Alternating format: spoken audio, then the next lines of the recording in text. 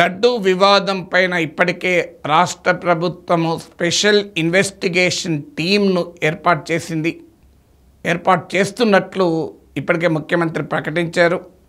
అలాగే కేంద్ర ప్రభుత్వం కూడా విచారణ జరుపుతుంది అని అంటున్నారు. ఈలోగా సుప్రీంకోర్టులో కూడా కేసులు పడ్డాయి. తాజాగా భారతీయ జనతా పార్టీ నాయకులు రామమందిరం అంశంపై కూడా సుప్రీంకోర్టుకు వెళ్ళిన ప్రఖ్యాత హిందుత్వవాది డాక్టర్ సుబ్రహ్మణ్య స్వామి కూడా సుప్రీంకోర్టులో కేసు వేశారు. ఆయన గత కొన్ని రోజులుగా నేను అడుగుతున్నదే అడిగాడు. నేను మొదటి నుంచి చెప్తున్నాను, దీంట్లో కోర్టు మానిటర్డ్ ప్రోబ్ ఉండాలి అని. ఎందుకంటే రాష్ట్ర ప్రభుత్వ సిట్ వేయడం తప్పు పట్టలేము. రాష్ట్ర ప్రభుత్వం ఖచ్చితంగా విచారణ జరిపించాల్సిందే, సిట్ వేయాల్సిందే. సిట్ కానీ సిట్ రిపోర్ట్లో ఏదున్నా సహజంగానే వైఎస్ఆర్ కాంగ్రెస్ పార్టీ అంగీకరించదు. ఇది కావాలని రాజకీయ కక్షతో చేశారు అంటూ ఆరోపణ చేస్తుంది. ఇక సిబిఐ విచారణ కావాలని కూడా డిమాండ్ వస్తుంది. సిబిఐ విచారణ జరిపించినా కూడా మంచిది. ఎంత విచారణ జరిగితే అంత మంచిది. ఇది ఎందుకంటే ఇది కోట్లాది ప్రజల మత విశ్వాసాలకు సంబంధించిన చాలా కీలకమైన అంశం కనుక ఏ రకమైన అనుమానానికి ఆస్కారం లేని విచారణ జరిగి నిజానిజాలు బయటపడి నిజంగానే ఆ అనిమల్ ఫ్యాట్తో కల్తీ జరిగితే చట్టం అనుమతించిన దానిలో తీవ్రమైన పనిష్మెంట్ రావాల్సిందే. దీంట్లో ఎవరికి డిస్ప్యూట్ లేదు, రెండవ ఒపీనియన్ కూడా లేదు. కానీ అదే సమయంలో కోట్లాది మంది భక్తులు ఎవరమైనా ఆశించేది ఇది జరిగి ఉండకపోతే బాగుండు, ఇది నిజం కాదని తేలితే బాగుండు, ఇది కేవలం ఆరోపణగానే మిగిలిపోతే బాగుండు అనుకునేవారు కూడా భక్తులు కోట్లాది మంది ఉంటారు. రాజకీయంగా ఏ వాద ప్రతివాదాలున్నా ఇలాంటిది జరగకపోతే బాగుండనే కదా ఏ భక్తుడికైనా ఉండే మనోభావం. సహజంగానే ఏ భక్తులైనా కోరుకునేది కదా. శ్రీ వెంకటేశ్వర స్వామి కోట్లాది ప్రజలకు ఇలవేలుపు గనక ఇది నిజం కాకపోతే బాగుండని అనుకుంటారు. అందుకొరకైనా కూడా దీనిపైన సమగ్ర విచారణ జరగాలి అని ఎవరైనా ఆశించేది. కోర్టు మానిటర్డ్ ప్రోబ్ అయితే కాస్త క్రెడిబిలిటీ, విశ్వసనీయత కూడా పెరుగుతుంది. రాజకీయపరమైన విమర్శలకు కూడా అవకాశం ఉండదు.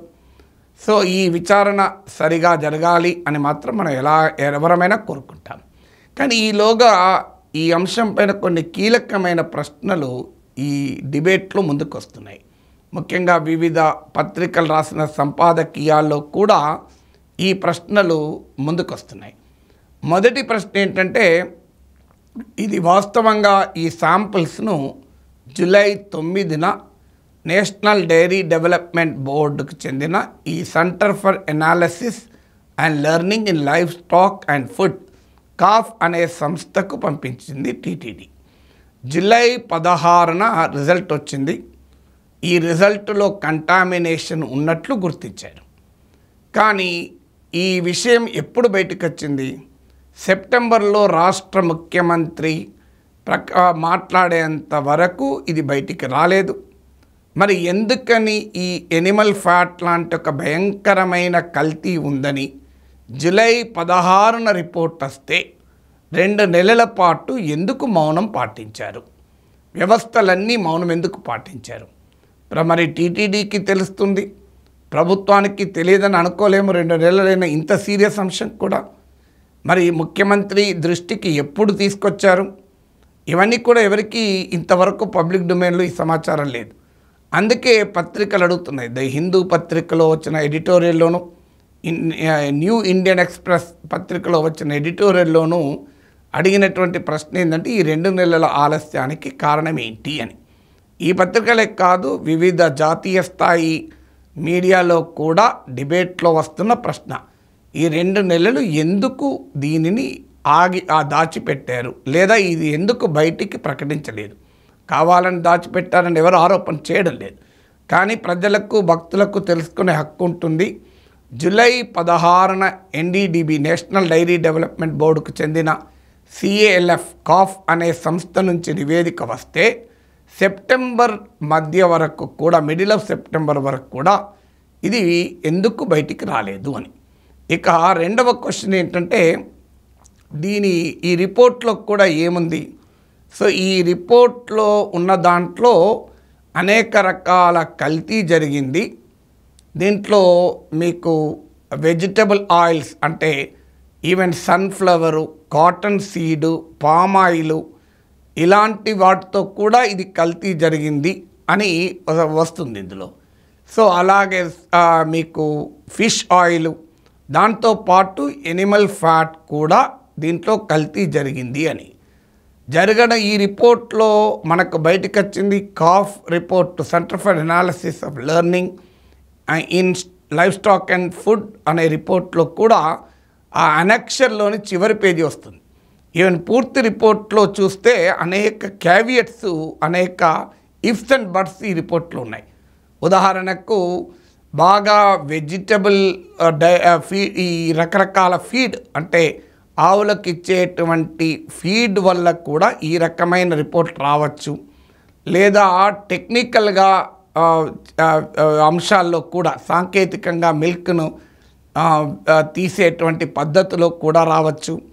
లేదు ఎనర్జీ డెఫిషియెంట్ కౌస్ నుంచి తీసినప్పుడు రావచ్చు. ఫాల్స్ పాజిటివ్కు అవకాశం ఉంటుంది అని కూడా, పాసిబిలిటీని కూడా కొట్టిపారేయలేమో అని రాశారు.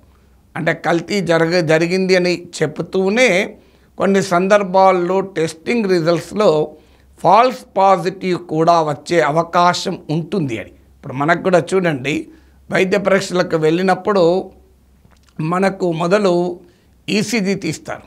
ఈసీజీలో ఫాల్స్ పాజిటివ్ వచ్చే అవకాశం ఉంది కనుక అంతకన్నా ఎక్కువ స్ట్రెస్ ఈసీజీ తీస్తారు. అందులో కూడా అనుమానం ఉంటే 2D ఈకో తీస్తారు. అందులో కూడా అనుమానం ఉంటే యాంజియోగ్రామ్ తీస్తారు. సో ఇలా రకరకాల టెస్టులు ఉంటాయి, స్ట్రెస్ టాలియన్ టెస్ట్ అని.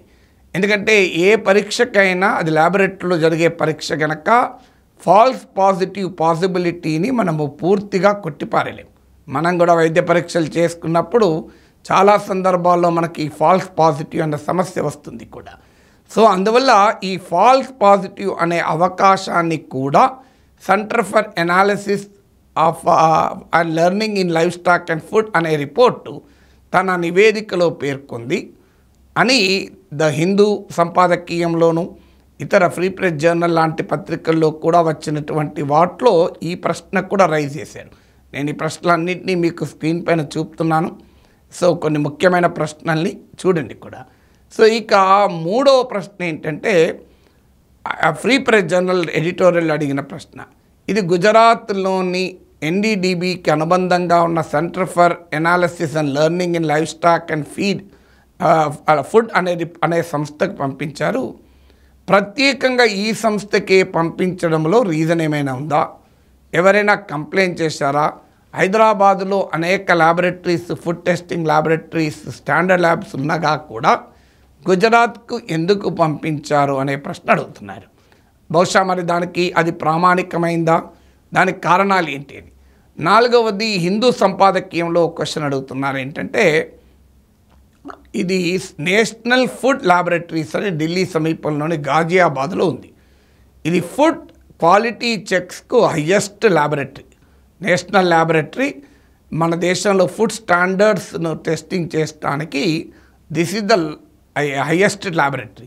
ఎప్పుడైతే ఈ గుజరాత్ రిపోర్ట్లో మనకు అనుమానాలు వచ్చాయో దీన్ని వెంటనే ఎందుకని నేషనల్ ఫుడ్ ల్యాబొరేటరీస్కు ఫైనల్ కన్ఫర్మేషన్కు పంపలేదు అని. ఎందుకంటే ఒక రిపోర్ట్ ఇది చాలా సీరియస్ అంశం కనుక 1-2 సార్లు వెరిఫై చేసుకున్నాకనే పబ్లిక్ డొమైన్లో ఈ సమాచారం పెట్టాలి. ఎందుకంటే ఇది కోట్లాది ప్రజల మత విశ్వాసాలకు సంబంధించింది కనుక. చరిత్రలో మనకు అనుభవాలు కూడా ఉన్నాయి, వివిధ పత్రికలు గుర్తు చేస్తున్నాయి. 1857 సిపాయిల తిరుగుబాటుగా పిలుస్తారు, ప్రప్రథమ స్వాతంత్ర సంగ్రామం అని చరిత్రకారులు వర్ణిస్తారు. అప్పుడు కూడా సైనికుల రిలీజియస్ సెంటిమెంట్ హర్ట్ కావడం అనేది మొదటి ట్రిగ్గర్గా పనిచేసింది. అది మతపరమైన విశ్వాసాలకు సంబంధించింది కనుక 1 కాదు అంతకన్నా 2-3 టెస్టులు జరపాల్సిన అవసరం ఉంటుంది.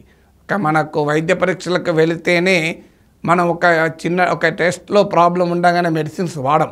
ఇప్పుడు ఈసీజీలోనో నేను ఇంతకుముందు చెప్పినట్లు స్ట్రెస్ ఈసీజీలో ప్రాబ్లం ఉండగానే వెంటనే మెడిసిన్స్ వాడం.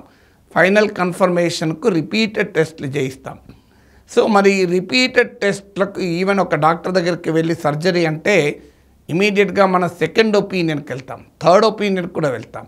మరి అలాంటప్పుడు ఇంత సీరియస్ అనుమానం వచ్చినప్పుడు ఎందుకని నేషనల్ ఫుడ్ ల్యాబొరేటరీస్కు ఫైనల్ కన్ఫర్మేషన్కు పంపలేదు అనేది ఫోర్త్ క్వశ్చన్గా ముందుకు వస్తుంది. ఇక ఫిఫ్త్ ప్రశ్న ఏంటంటే, ఇది జూలైలో నెయ్యిని పంపించారు. మరి ఇది జూలైలో వచ్చిందంటే అది ఆల్రెడీ వాడుతున్న దాని శాంపులా లేదా వాడకుండా రిజెక్ట్ చేసినటువంటి శాంపులా?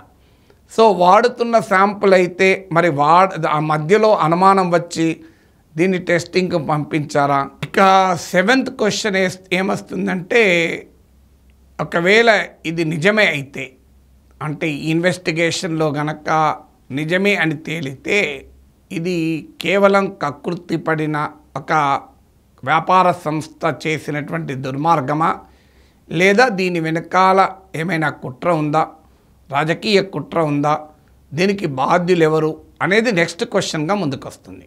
సో రొటీన్గా జరిగే కల్తీ, ఇప్పుడు మనకు విశ్వమంతా కల్తీ, మనం తీసుకునే ఆహారంలో కల్తీ, పార్లమెంట్లో కూడా అనేక సార్లు చెప్పారు అసలు మనం వాడేటువంటి పాలల్లో కల్తీ, ఆహారంలో కల్తీ లేనిది ఎక్కడా లేదు.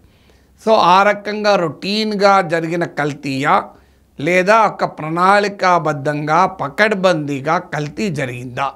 ఇప్పటి వరకు ఈ ఇన్వెస్టిగేషన్లో పకడ్బందీగా కావాలనే ప్రణాళికాబద్ధంగా కుట్రపూరితంగా ఇది జరిగింది అని పలానా ఇన్వెస్టిగేషన్లో తేలింది అని ఎవరు చెప్పలే. ఈవెన్ డైరీ డెవలప్మెంట్ బోర్డు నివేదిక కూడా కల్తీ జరిగింది, కానీ అదే సమయంలో ఫాల్స్ పాజిటివ్ వచ్చడానికి కూడా అవకాశం ఉంటుంది అనే వరకే చెప్పింది తప్ప ఇది రొటీన్గా జరిగిన కల్తీయా, ఇది కుట్ర కోణమా అనేది ఆ ల్యాబొరేటరీ చెప్పేది కాదు. దీనిపైన జ్యుడిషియల్ ప్రోబ్, న్యాయ విచారణ, ఇతర రకాల ఇన్వెస్టిగేషన్లో తేలాల్సిన అంశం అది, ఆ కోణం. అందువల్ల ఇది నిజమే అయితే ఆ కోణాన్ని కూడా ప్రశ్నించాలి. ఎందుకంటే రొటీన్గా జరిగే కల్తీ లేదా ఇది కుట్రపూరితంగా జరిగే కల్తీ అనే విషయంలో చాలా అంశాలు ఇమిడి ఉన్నాయి కనుక ఇది మనము ఆ ప్రశ్నకు కూడా ఆన్సర్ తెలవాల్సినటువంటి అవసరం ఉంటుంది. 8వది, అసలు తిరుపతిలో ఇన్నేళ్ళుగా ఇప్పుడు ఈ జరుగుతున్న కొద్దీ చెప్తున్నారంటే తిరుమలలో ఈ టెస్టింగ్ ల్యాబొరేటరీస్ స్టాండర్డ్ ల్యాబొరేటరీస్ లేవా మరి?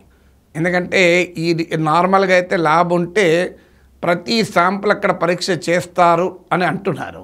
మరి ఆ ల్యాబ్ ఫెసిలిటీ ఏముంది? మరి ఇన్ని 3 లక్షల లడ్డూలు రోజు తయారు చేస్తారు. ఇది కాక అనేక రకాలైనటువంటి ప్రసాదాలు తయారవుతాయి, నిత్య అన్నదానము జరుగుతుంది. సో అనేక రకాల ఆహార పదార్థాలు వాడతారు.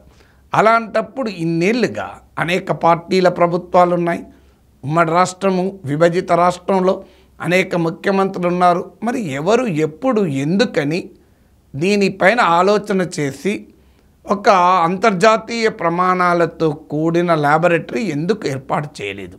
ఇప్పుడు నేషనల్ డైరీ డెవలప్మెంట్ బోర్డు అనుబంధానికి ఉన్న centre for analysis and learning in life stock and ఫుడ్కు పంపించాల్సి వచ్చింది.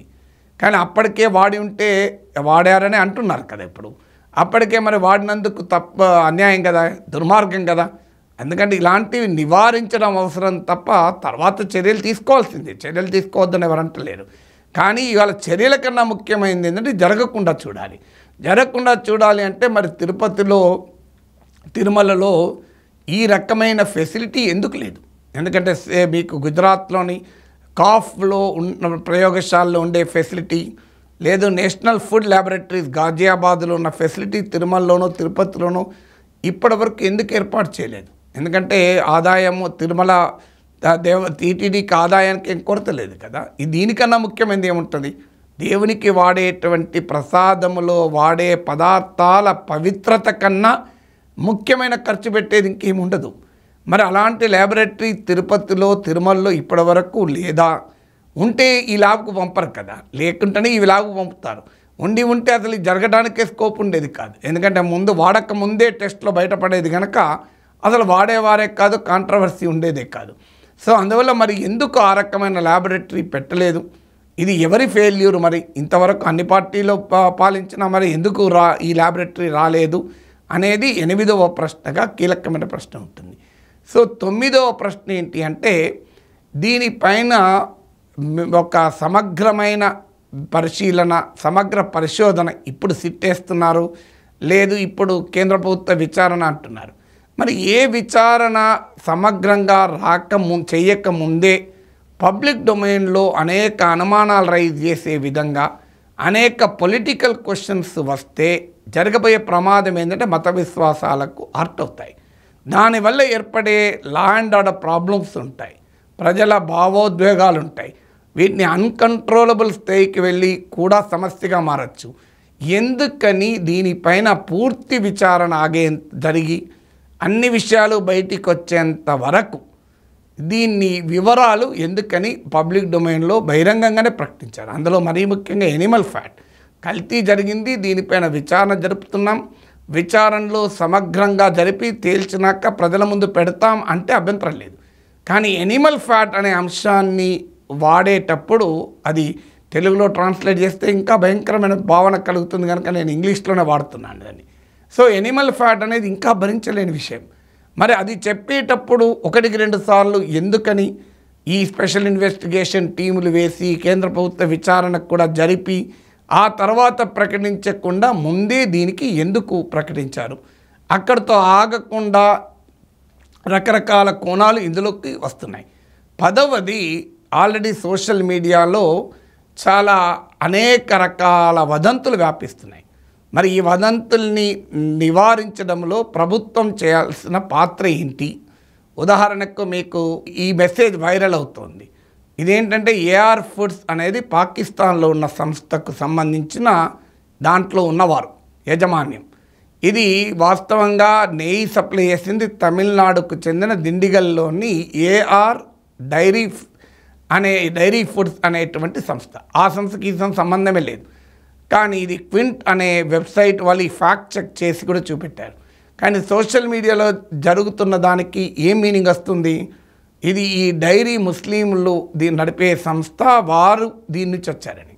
సో ఈ రకమైనటువంటి వదంతులు మత సామరస్యాన్ని ఇప్పటికే మనం టీటీడీ చైర్మన్గా పనిచేసిన భూమా కరుణాకర్ రెడ్డి కూతురు పెళ్ళి క్రిస్టియన్ పద్ధతిలో జరిపారు అంటూ ఆరోపణ చేస్తే దానికి ఆయన కౌంటర్ కూడా ఇచ్చాడు. చంద్రబాబు నాయుడు ఈ ఆరోపణ చేస్తున్నాడు, ఆయన బావమరిది అయిన బాలకృష్ణ ఆయన వియ్యంకుడు బావమరిది బాలకృష్ణ నా కూతురు పెళ్ళికి వచ్చారు, మరి ఆయన్ని అడగండి అలా జరిగిందా లేదా అని. ఇప్పుడు ఇలాంటి అనేక రకాల కోణాలు వచ్చేస్తున్నాయి. ఆల్రెడీ జగన్మోహన్ రెడ్డి మత విశ్వాసాల కోణం ఇప్పటికే చాలా ముందుకు వచ్చేసింది కూడా.